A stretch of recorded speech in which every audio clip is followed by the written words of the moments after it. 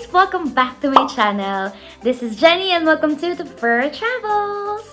Ayun nga, it's been such a long time again since our last sit-down vlog. Parang yung last pa natin is back when I was still in quarantine in Tokyo. And now, 5 months later, oh my god. Ang tagal na pala. So it's been 5 months since I came here to Japan.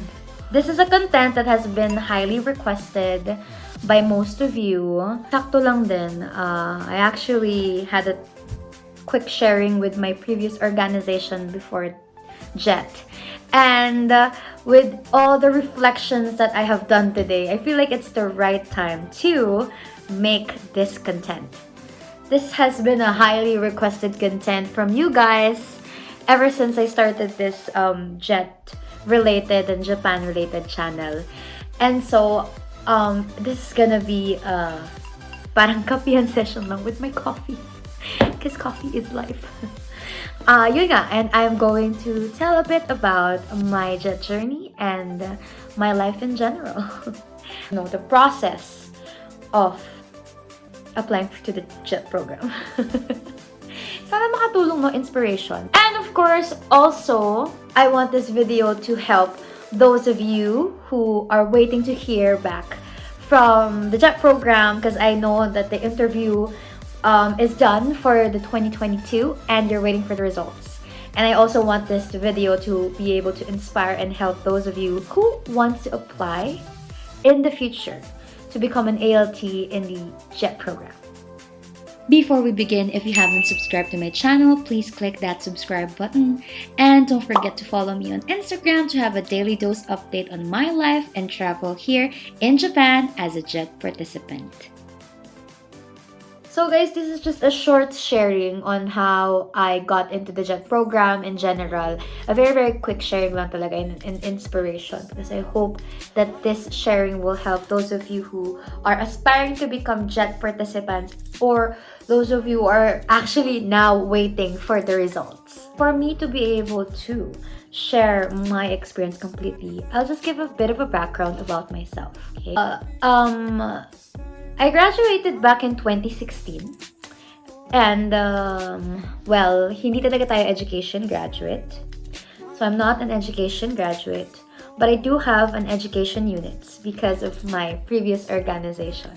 Thank you so much, Teach for the Philippines. So it's a very, very, very nice organization. It has a nice mission and vision towards developing the education or helping the education system of the Philippines. So guys, you should also check that out. My co-Filipinos, check Teach for the Philippines also. Application is ongoing to be a fellow. So, side promotion with that, because definitely without my previous organization, I won't be able to achieve where I am here, in the JET program. Anyways, so like I was saying, I was not an education graduate, and I took up communication arts actually. I worked for a corporate world for 3 years before I decided na, hey, I want to become a teacher. Hindi, kasi my cousin told me that she thinks I might have what it takes to become a teacher. Parang bagay daw sa akin. So I was like, okay, let's try that. So, mahilig din naman ako sa kids. I really love kids. Like, I used to work in Kidzania, Manila before working in the corporate, and I loved working with kids. They're just adorable. And so, yun nga. Since I love kids and I feel like hindi na ako ng mga teacher, I have the talent and skills for it, why not do it? So, yun. That's when I started with TFP, a very great organization that gave me everything, the skills, the knowledge, the experience that I need to become a teacher. And after that, I applied for the JET program because I wanted to go here in Japan. Primarily because, I love the Japanese culture and I love anime. So yun naman talaga, I think it sparked na I like anime, that's why I'm here. That's why I'm able to push talaga. I want to go here and get all the anime stuff that I want. Ang baba, pero hindi, kidding aside, I also want, that's why I chose Japan and JET. But I wanted to work abroad because I wanted to invest in myself for the years that I lacked and the experience that I lacked because I started late as a teacher. Wala nga tayong bachelor's degree, so I wanted to make up for it. And at the same time, I want to get more experience para when I go back to the Philippines, I have something to share with my Filipino students. Because of course, babalik tayo, di ba? Babalik tayo. Di, seryoso ba? Seryoso, babalik tayo. Anyway, just, yeah, like we're there. So, yun nga. Nung natapos ko yung TFP, I decided to apply. And I know that it wasn't gonna be an easy process. Which is why I did everything I can to invest in myself para mabenta natin yung sarili natin, di ba? Sa JET program, I took up Nihongo classes before. I studied really hard for the Nihongo. I took up TESOL, of course, because wala pa akong lisensya dahil na-cancelan ako ng mga 4 times ng board exam. Di ko na mabilang. Basta, maraming beses tayo na-cancelan ng board exam. So, yun nga, no? I invested in myself on things that I think I still lack. And aside from that, ayun, in-study ko talaga yung application itself. I really studied what the qualifications were, what they needed, what were the requirements. I made sure na I'm on top of everything. Especially the statement of purpose. Because I feel like that's the stage 1 and that's the most crucial. Kasi letter lang siya. How will I be able to sell myself, diba? So, yeah, yun nga. That happened. And I did everything, you know, na kailangan gawin. And I waited for the results. So, yun nga nung... This is so funny because when I applied, nung ilalabas na yung results ng first screening, I was still in Siargao because that's where I previously was working at sa TFP. I was in Siargao Islands. And, ayun nga, hinintay ko yung results. And I remember it clearly kasi that was a holiday and walang pasok. So, me and my friends, we went beach hopping the whole day. And I was like, oh my God, may mga nakaka-receive na ng ibang news yesterday. Pero ayoko mag-panic, diba? Gusto natin kalmado lang tayo. And I wanted to just, you know, just think na makakapasa ako, mamaya niyan may mag-email na yan. Pero gusto ko i-enjoy yung beach trip. So, hindi ako titingin ng email. So, yun, whole day, hindi ako tumingin ng email. Tapos, pag uwi namin ng house, and kakatapos ko lang magbanlaw, sabi ko, ini-imagine ko pa nung papasok ako ng kwarto, shucks, what if pag open ko ng phone, may nakapop up na dun sa na Gmail? Yung yung mga fantasy na inisip mo. Sakto, when I opened my email, andun nga siya, nag-pop up na siya. So, it says there, congratulations from the JET program, blah, blah, blah, you passed the initial part. And I was just ecstatic. I was screaming. My housemates thought something happened. Like, I saw a rat. Or, like, I have an injury or something. Parang ganon. But I was just so happy.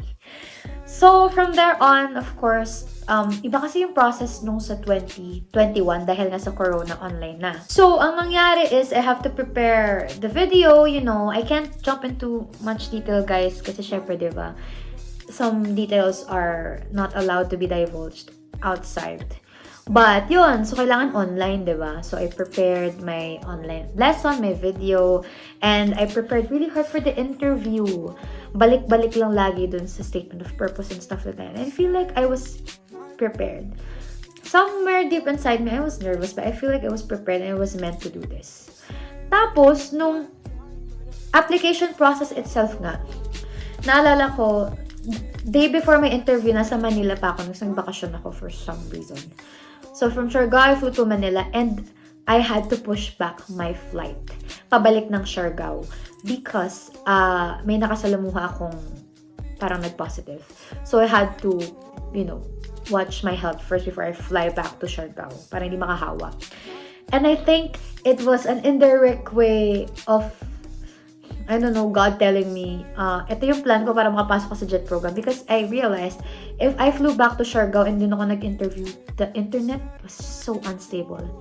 And ang sabi sa amin ni Jet is, if you get disconnected, you don't have a second chance. So you really have to ensure that you have good internet connection.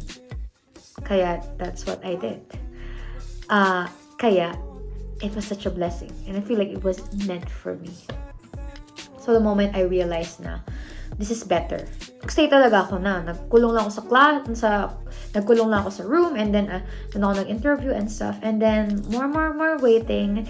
And that's when I found out. The day that I found out that I passed the JET program, seriously, I was in the faculty room sa Siargao school, and I cried. I called my boyfriend of 7 years. So matagal na kami ng boyfriend ko. And I feel like he's my rock.